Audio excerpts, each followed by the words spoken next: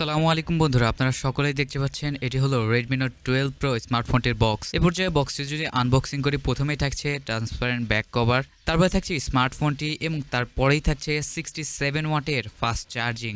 বন্ধুরা, যেহেতু নতুন ফোন, অবশ্যই ডিজাইন এবং বিল্ড কোয়ালিটি নিয়ে আগে কথা বলা যাক। আপনারা দেখতেই পাচ্ছেন ফোনটির ডিজাইন অনেকটা ক্লাসিক এবং বিল্ড কোয়ালিটিটাও অনেকটা ইউনিক।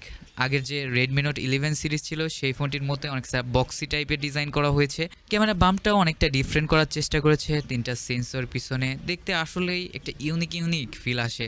আর ফোনগুলো আপনারা অনেকগুলো কালারে পেয়ে যাবেন, ব্ল্যাক, ব্লু, আরও অনেকগুলো কালার রয়েছে, আপনারা পছন্দ মতো আপনারা চুজ করতে পারবেন। আর হ্যান্ডফিল বলতে গেলে আসলে ফোনটির হ্যান্ডফিল যথেষ্ট ভালো, বিকজ ফোনটির ওজন 187 গ্রাম এবং ফোনটির থিকনেস 7.9 মিলিমিটার। বুঝতেই পারছেন ফোনটি অনেকটা স্লিম এবং হাতে ধরে যথেষ্ট ভালো একটা ফিল পাবেন। এই ফোনটির সাইডে রয়েছে পাওয়ার বাটন এবং ভলিউম রকার, ফোনটির উপরে রয়েছে এয়ার ব্লাস্টার, স্পিকার গ্রিল এবং হেডফোন জ্যাক, এবং ফোনটির নিচে রয়েছে সিম কার্ড ট্রে, সাথে রয়েছে টাইপ সি পোর্ট। ফোনটির ডিসপ্লে আসলে অনেক ভালো, বিকজ আপনারা যদি নজর দিয়ে থাকেন Redmi Note 11 Proতে সুপার অ্যামোলেড প্যানেলের ডিসপ্লে ইউজ করা হয়েছিল, যার কোয়ালিটি যথেষ্ট ভালো রয়েছে।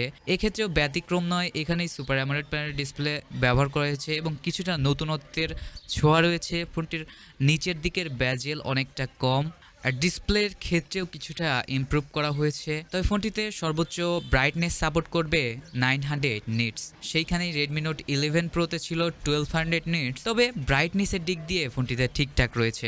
আর যেহেতু ফোনটিতে ফুল এইচডি প্লাস সাথে 120 হার্জের রিফ্রেশ রেট, সেক্ষেত্রে স্মুথ এক্সপিরিয়েন্সও যথেষ্ট ভালো পাবেন। আর এই ডিসপ্লেতে থাকছে ডলবি ভার্সন, HDR10 সহ অনেক সুবিধা। ফোনটির পারফরমেন্সের দিক দিয়ে রয়েছে ডায়মেনসিটি 1080 চিপসেট, যেটি 6 ন্যানোমিটার আর্কিটেকচার বিল্ড করা। আর চিপসেটটি যথেষ্ট পাওয়ারফুল, আপনারা ডে টু ডে লাইফের সকল গেমিং যথেষ্ট ভালোভাবে খেলতে পারবেন, আর মাল্টিটাস্কিংয়েও যথেষ্ট ভালোভাবে হ্যান্ডেল করতে পারবে।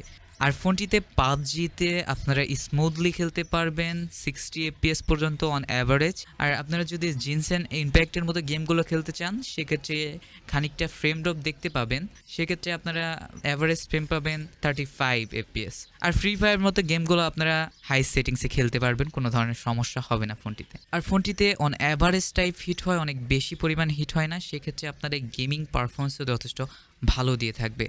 আপনাদের মধ্যে অনেকেই ধারণা করেছিলেন যে এই ফোনটির ক্যামেরাতে হয়তো 200 মেগাপিক্সেলের ক্যামেরা সেন্সর দিতে পারে। তবে আপনাদের একটা বিষয় অবশ্যই মনে রাখতে হবে যে ক্যামেরা কোয়ালিটির দিকে অবশ্যই মেগাপিক্সেল কোনো ম্যাটার করে না, ম্যাটার করে তার সেন্সর দিকে, বিশেষ করে স্মার্টফোনগুলোর ক্ষেত্রে। আর ফোনটিতে ভালো ধরনের একটি সেন্সর সম্পূর্ণ ক্যামেরা দিয়েছে। ফোনটিতে থাকছে 50 মেগাপিক্সেলের প্রাইমের সেন্সর, আর সেন্সরের নাম থাকছে IMX766।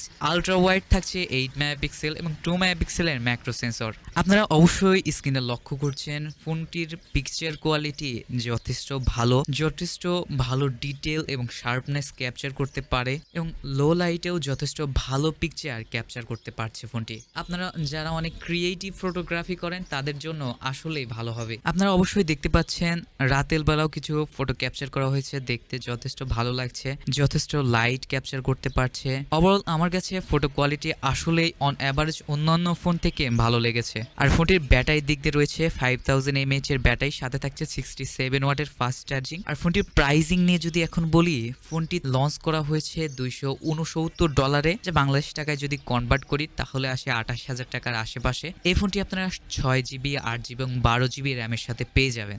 আর ফোনটি 2-1 মাসের মধ্যেও বাংলাদেশে আনঅফিসিয়ালি পেতে পারেন।